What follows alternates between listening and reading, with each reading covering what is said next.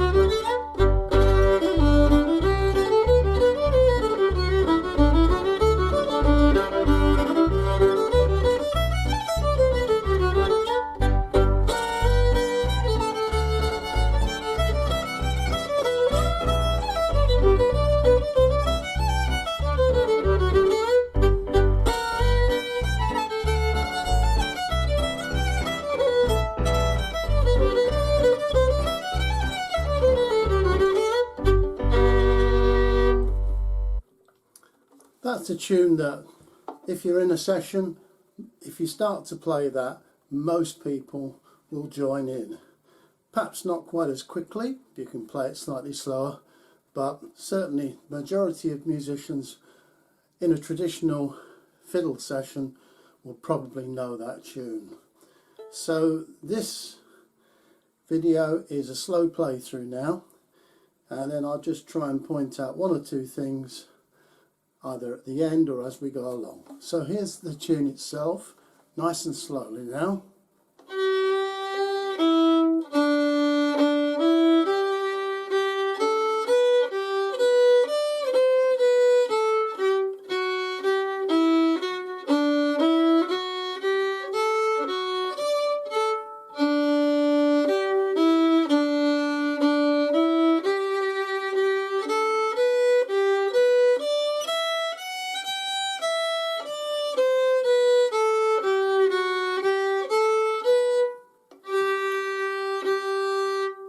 That's the A section, and the B is like this.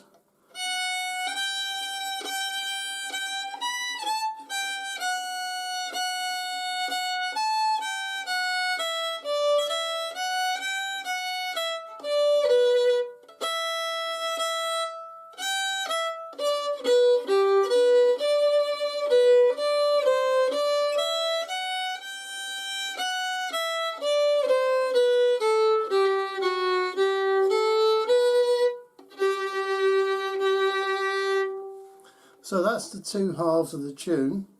So I'll play it again, and then if there's anything that crops up that's useful to know about, I'll point it out. I might just bring the speed up a tad as well.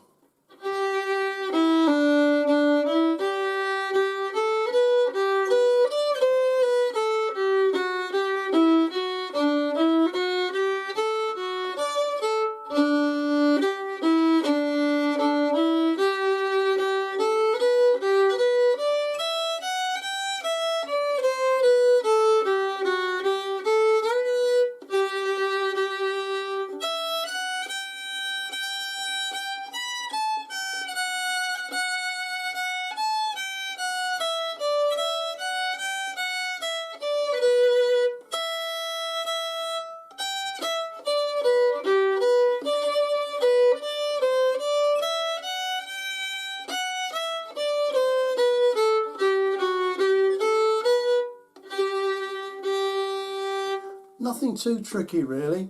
Most of the notes seemed to have an individual bow stroke. There didn't seem to be anything there that was complicated. The tune takes place on the D string, the A string and the E string. The fancy stuff I put in on the B section at the beginning, that part, the very entry to the B section of the tune, I tend to do a slur. So I put my middle finger on the second note of the E string and I slide up to the third note, which is a natural. And then if you want to be fancy, you can put your first finger on the first natural note on the A string.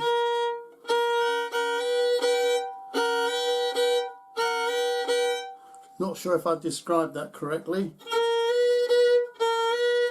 Yeah, I think so. So if you hit the two notes together,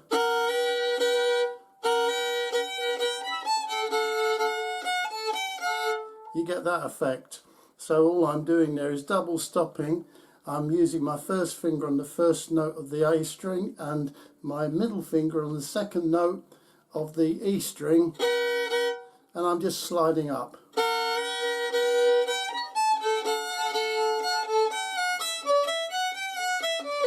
And then another thing here is a double stop, which is I run my ring finger on the third note on the A string up to the open E. So I'll just demonstrate that.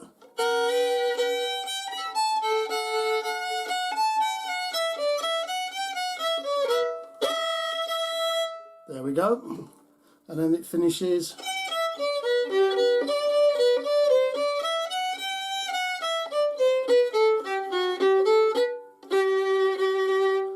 The main thing about this tune is to remember it, is to have it in your head.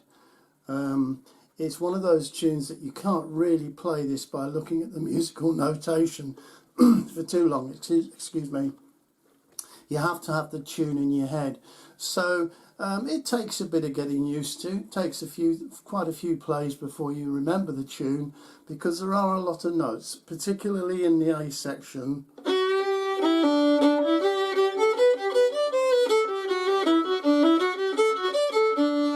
Now the bowing.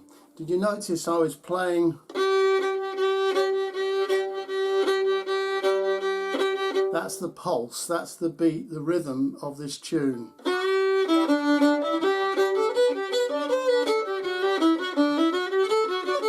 You might notice me bobbing up and down with those beats.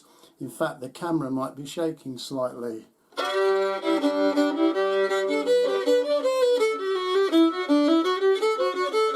So let's go through that slightly slower. 3, 4.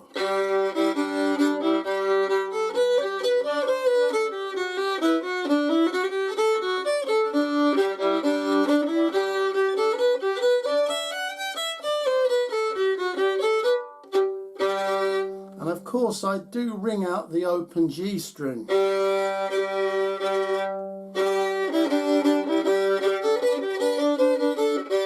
I do a lot of droning, so I'm either playing the open G to accompany the melody on the D string, or perhaps the open D to accompany the melody on the A string. That's quite useful with this tune, it gives it more power.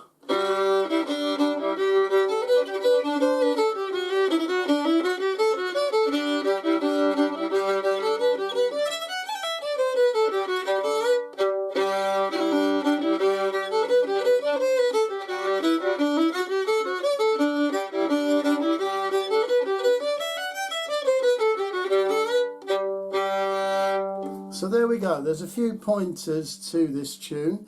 Now what I'll do is I'll play the whole tune entirely from start to finish, and I'll play it fairly slowly, so if you've got the notation up, it'll be easy for you to follow.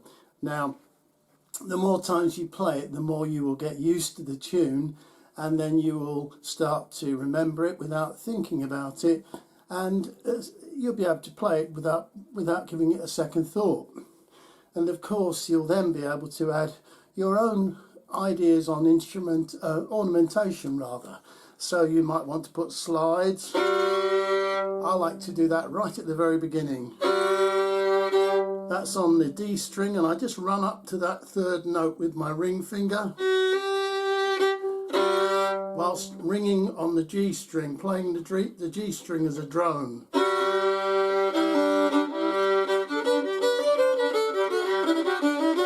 That's my own interpretation. There are a few more slides.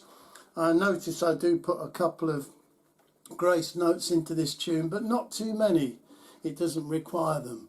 So I'll start again from the top. I'll try not to go too quickly so you can play along with me. And I'll give you a count in. If I go 1, 2, 3, 4, 1, 2, and then take it from there. 1, 2, 3, 4, 1, 2.